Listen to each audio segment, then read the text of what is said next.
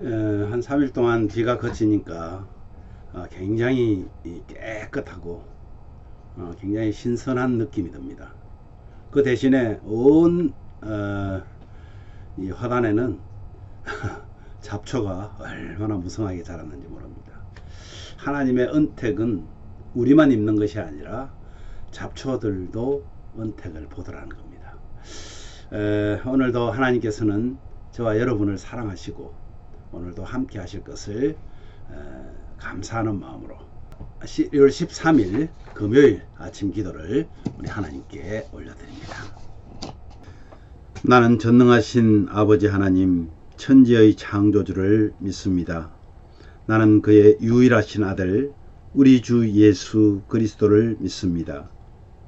그는 성령으로 잉태되어 동정녀 마리아에게서 나시고 본디오 빌라도에게 고난을 받아 십자가에 못 박혀 죽으시고 장사된 지 사흘 만에 죽은 자 가운데서 다시 살아나셨으며 하늘에 오르시어 전능하신 아버지 하나님 우편에 앉아 계시다가 거기로부터 살아있는 자와 죽은 자를 심판하러 오십니다.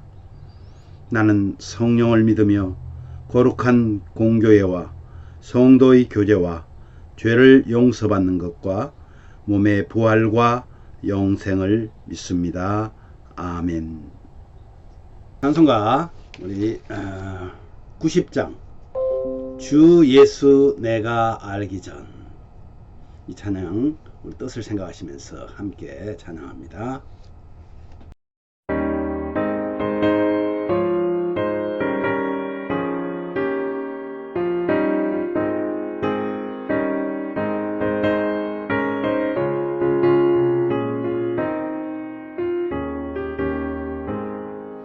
주 예수 내가 알기 전 날 먼저 사랑했네.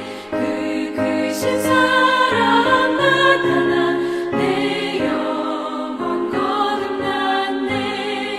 주 내 맘에 늘 계시고 나 주의 안에 있어. 저 포도비유 같으니 참 좋은 나의 친구. 내 친구 되신 예수님 날 구원하시려고 그 귀한 몸을 버리사 내 죄를 대속했네. 나 주님을 늘 믿으며 그 손을 의지하고 내 몸과 마음을 바쳐서 끝까지 충성하리.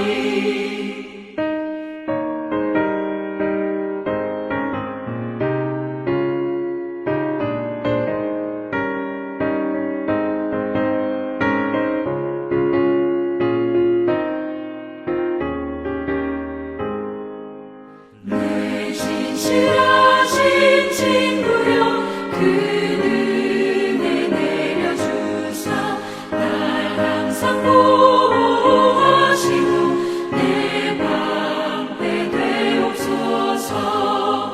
그 풍성한 참 사랑을 믿음이 끊을 소냐. 날 구원하신 예수는 참 좋은 나의 친구. 아멘. 예, 오늘 말씀은 빌립보서 2장 1절에서 11절 말씀입니다. 그 중에서 2절과 5절을 우리 함께 봉독하도록 하겠습니다. 마음을 같이하여 같은 사랑을 가지고 뜻을 합하며 한 마음을 품어 너희 안에 이 마음을 품으라. 곧 그리스도 예수의 마음이니. 5절 말씀은 우리 예심교회가 이 세상에서 어떤 목적으로 세워졌는가 하는 것을 분명하게 보여주는 그런 말씀으로 우리 예심교회가 시작되었습니다. 너희 안에 이 마음, 예수님의 마음을 품으라. 그것이 곧 그리스도의 마음인데, 그 그리스도의 마음을 가지고 오늘도 하나님 안에서 교회된 저와 여러분이 살아나가기를 원합니다. 오늘 본문 말씀의 전체적인 내용은요, 이 성도들이 겸손히 서로 돌아보고 또 예수님의 마음을 품고 겸손하게 섬기기를 권면하고 있습니다. 예수님은요, 본래 하나님의 본체시고 그럼에도 불구하고 사람의 몸을 입으시고 죽기까지 복종하신 본을 보이셨음을 강조하면서 그 결과는 하나님을 영화롭게 하고 결국은 하나님께서는 또한 그리스도를 높여 주셨음을 설명하고 있습니다. 저는 오늘 1절에서 5절에 하나 되는 공동체를 묵상하려고 합니다. 하나 되는 공동체. 여러분, 하나 되는 공동체 안에 가장 갈등을 일으키는 것이 무엇인지 아십니까? 그것은 바로 교만한 자들이 있을 때입니다. 목사가 교만하기도 하고 때로는 장로, 권사, 집사, 심지어 일반 성도들 중에서 교만한 사람이 될 수가 있습니다. 바로 이 문제를 해결하기 위해서 바울사도는 하나님이신 예수 그리스도의 진짜 겸손하신 그 예수님을 예로 들면서 하나님이신 분이 이 땅에 사람의 몸을 입으셨다는 것은 자신을 최하로 비하하신 것이다. 그 겸손이시다. 기꺼이 하나님이 되시는 자신을 거부하고 사람들과 같이 되었고 결국은 사람들을 위해서 생명까지 내어주신 분이다. 그러면서 주님의 이 마음을 우리가 품어야 된다. 교회가 이러한 마음을 품을 때 세상 사람들이 교회를 새롭게 보게 된다. 아니, 하나님을 영화롭게 하는 교회로 된다 하는 것을 지금 말하고 있는 거예요. 겸손이 만약에 사라지고 교만한 마음을 갖게 되는 것은 이거는 순전히요, 공동체를 분리하려고 하는 사탄의 전략임을 우리는 기억해야 됩니다. 내가 혹 교만한 마음이 들어가면 사탄이 지금 나를 통해서 이 교회 공동체를 분리하려고 하는 건가? 바울은 지금 빌립보 교회의 갈등을 치유할 그런 영적 원리를 한 두 가지로 영적 원리를 제시하고 있습니다. 먼저 하나는 뭐냐면요, 마음을 같이 하라는 거예요. 마음을 같이 하여 같은 사랑을 가지고, 그 같은 사랑은 누구의 사랑이냐면 바로 예수 그리스도의 사랑입니다. 이 같은 사랑을 가지고 뜻을 합하라는 거예요. 내 뜻, 네 뜻 다 조금씩 다를 수 있습니다. 다른 생각으로 할 수도 있습니다. 그러나 그 뜻을 하나로 합하는데, 합하는 그 중심이 뭐가 있어야 되냐면 이것이 하나님의 영광이 되느냐, 하나님을 영화롭게 하는 것이냐 하는 겁니다. 그것이 마음을 합하는 동기가 되는 거죠. 그래서 마음을 같이 하기 위해서는 다른 사람의 마음을 살펴야 합니다. 막무가내로 나의 마음에 있는 것을 말하는 것이 아니라 다른 사람의 생각과 말과 행동을 보면서 저것은 옳은 것이다. 저 옳은 것들을 잘 살펴서 거기에 내 마음을 얹으면 하나님께서 더 기뻐 받으실 것 같다. 주님처럼 자신을 낮추고 겸손하라는 것입니다. 마음을 같이 하지 못하면요, 참 불행합니다. 부부 사이도 마찬가지잖아요. 부부 따로, 아내 따로, 남편 따로의 생각을 가지고 살아간다면 또 자녀와 부모 사이도 마찬가지입니다.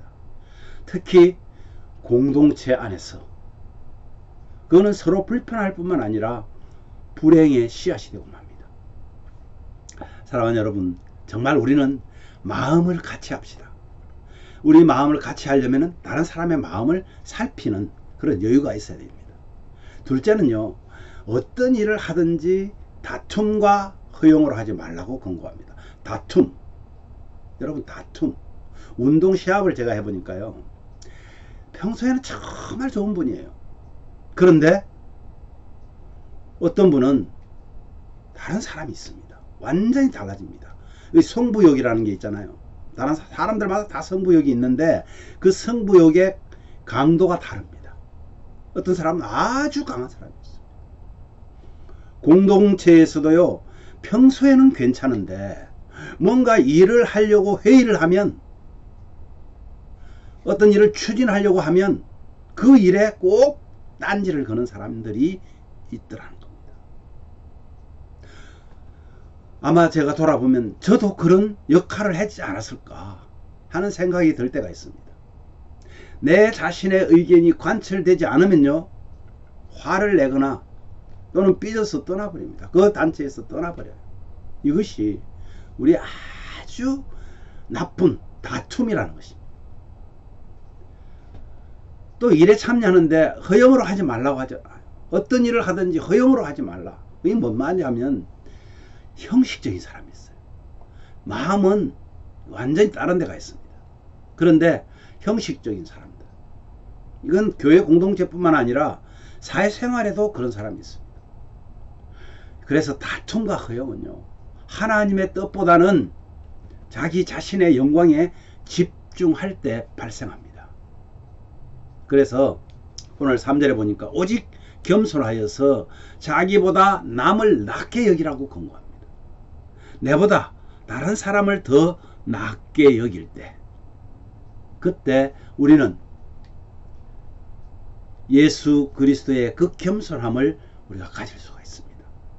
그러면 교회 공동체가 화목해지고 스스로 우리는 행복해질 수 있습니다. 그래서 어떤 목사님이 삶으로 드리는 예배를 이렇게 말합니다. 하나님을 만날 때 예법, 여러분이 꼭 기억하십시오. 4가지로 부탁을 하더라고요. 첫째, 하나님과의 시간 약속을 지켜라. 사람들 간에도 시간 약속을 지키는데.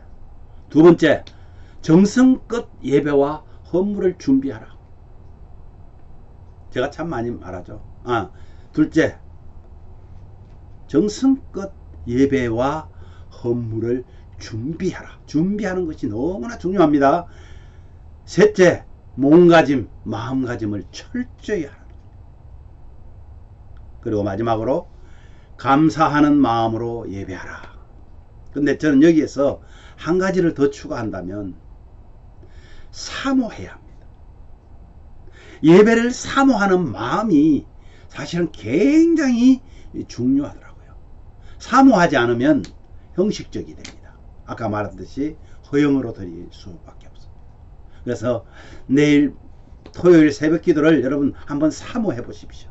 함께 나와서 하나님 앞에 기도하고 우리가 서로 나눌 때 정말 하나님께서 저와 여러분에게 기쁨과 행복이 넘치는 그런 평안한 날을 주시리라 확신합니다.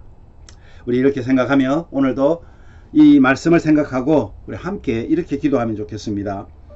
주님의 겸손과 헌신을 보면서 우리도 주님을 닮은 마음으로 하나가 되는 그런 공동체가 되게 해달라고 기도하십시오.